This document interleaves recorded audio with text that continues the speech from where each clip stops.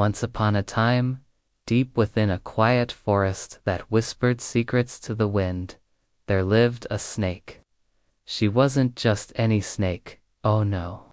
Her scales shimmered with the colors of 1,000 sunsets, and her eyes held the wisdom of ages.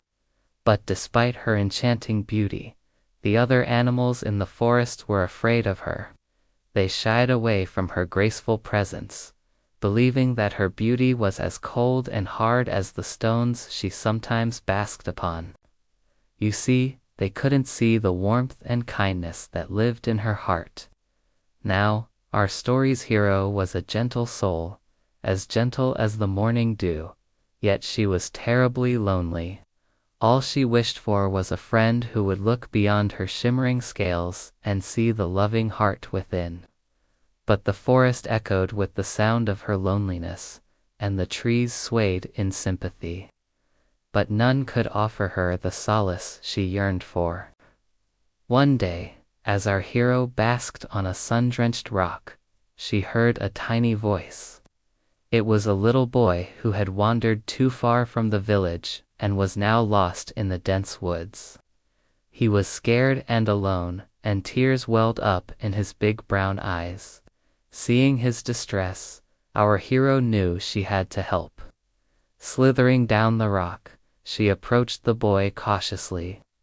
He screamed, thinking she wanted to harm him, but she didn't bite him. Instead, she nudged his hand with her cool, smooth head, hoping to comfort him. Then she began to coil around him, forming a protective circle, and surprisingly, this strange serpent's touch didn't hurt at all. It felt strangely soothing.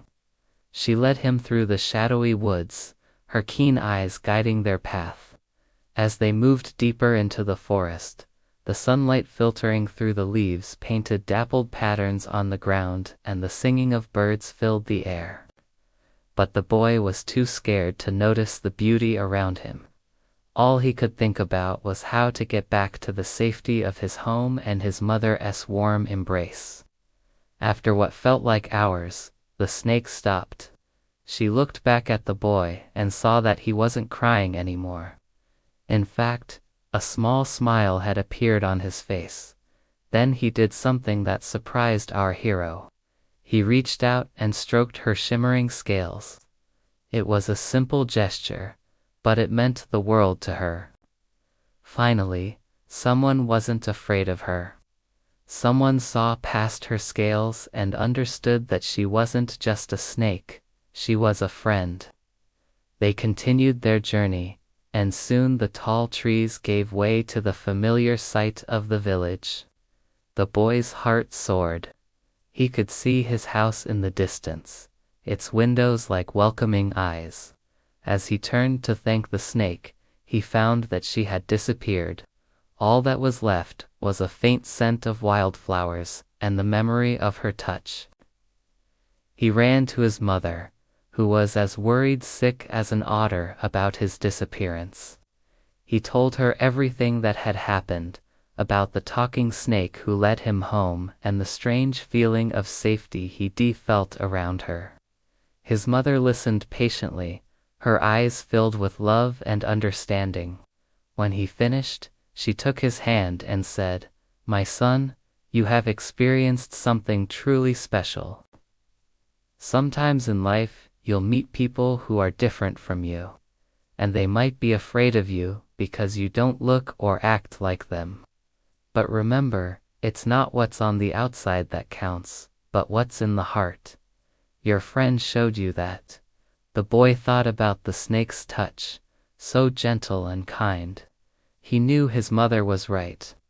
He wasn't just meeting a snake that day, he had made a friend. Now, after the boy had gone home, our hero returned to her favorite rock. She couldn't understand why the boy wasn't afraid of her. Was it because he was just a child, or did he really see more than her scaly skin? She sighed, feeling a pang of sadness. She wished she could be like the animals in the forest, free to roam and play without being judged by her shimmering scales. Suddenly, She remembered the boy's words. It's not what's on the outside that counts, but what's in the heart. Could it be that the secret to her happiness lay in these words? Was she focusing on the wrong thing? Maybe. As the sun dipped below the horizon, painting the sky in hues of orange and purple, our hero decided she wouldn't wait any longer. She would find the boy and show him that it was unjust him that saw the goodness in the world. The next day, she set off in the direction of the village. She slithered through the undergrowth, her scales catching the sunlight and scattering it in 1,000 tiny rainbows. As she neared the village, she could hear the sounds of laughter and chatter. She peeked between 2 houses and saw the boy playing with other children. A smile touched her lips. He was happy, and somehow that made her feel better. Mustering all her courage, she slithered into the village square. The villagers gasped when they saw her. They pointed and whispered, just like the animals in the forest. But the boy saw her. He stopped playing and stared at her in disbelief. Then he smiled. "You came," he whispered. She nodded, her eyes shining. She wanted to tell the boy that she understood his words, that she was more than just a snake with shimmering scales, but all that came out was a hiss. The villagers gasped again and started to run away. They were afraid, and the boy's mother was no exception. Our hero felt a surge of disappointment. Had she misunderstood the boy's words? Was she not as special as he had made her believe? Suddenly, the boy stepped forward. He stood in front of the villagers, shielding our hero from their frightened gazes. "She helped me," he declared. "She saved me when I was lost in the forest." The villagers looked from the boy to the snake, their faces etched with worry. They couldn't see what the boy saw, but they trusted him. Slowly, hesitantly, they began to calm down. The boy's mother stepped forward. Her eyes, though still worried, were filled with gratitude. "Thank you," she said to the snake. "You have done a great service to our village." As she spoke, something magical happened. The snake glowed brightly. Her scales, which had always shimmered like precious gems, now shone with an ethereal light. As the villagers watched in awe, her tail transformed into gentle feet. Her ears perked, her fangs receded, and her eyes, once cold and reptilian, now sparkled with kindness. And finally, a beautiful human face framed by long flowing hair replaced her snout. The villagers gasped. They couldn't believe their eyes. Before them stood not a snake, but a beautiful princess. The princess smiled at them, her eyes twinkling. "Do not judge by appearance," she said softly. "Look at the heart." The villagers were stunned.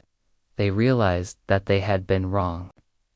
They had judged the princess by her scales and her slithering ways, but under those scales was a heart of gold.